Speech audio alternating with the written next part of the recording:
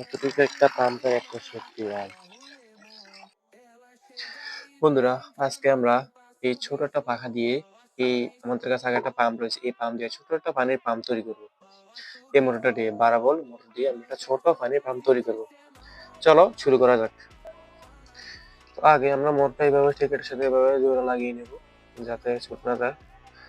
এখন আমরা সুপার গুলো লাগিয়ে নেব, শক্ত করে সুপার গুলো লাগাবো।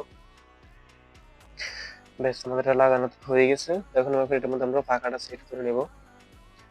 পাখাটা যেভাবে আগে আমরা এটার মধ্যে একটু সুপার গুলো হালকা সুপার গুলো দিব যাতে একটু শক্ত করে লেগে যায় আর বের হয়ে না আসতে পারে। তারপর একটু চাপ দিয়ে লাগিয়ে দিব, ব্যাস আমাদের পা কিন্তু লেগে গেছে। তো এখন আমাদের আর বেশি কাজ নেই, এখন আমরা ঠিক এটার মাঝখানটা এইভাবে লাগিয়ে নেব। এই যে দেখুন আমাদের পানি কিন্তু পুরোপুরি তৈরি হয়ে গেছে। তো এটাকে আমরা এখন টেস্ট করবো, দেখবো এটার মধ্যে পানি কেমন উঠে। চলো টেস্ট। তো বন্ধুরা আমরা সব বানিয়েছিলাম, এটা এখন টেস্ট করবো। এটা এখন চালু অবস্থায় আছে, দেখেন আওয়াজ বেরোচ্ছে মানে চালু আছে। এখন দেখবো এটা থেকে কেমন পানি তুলেছে। ও ভাই সাহেব দেখেন পানি কোথায় নিয়ে ফেলে, দেখছেন? মারাত্মক স্পিড ভাই, মারাত্মক স্পিড। দেখছেন পানি কোথায় নিয়ে ফেলে?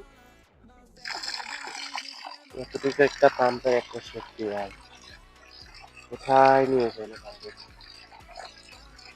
দেখছেন? ভিডিওটি ভালো লাগলে অবশ্যই লাইক এবং সাবস্ক্রাইব করে দিবেন।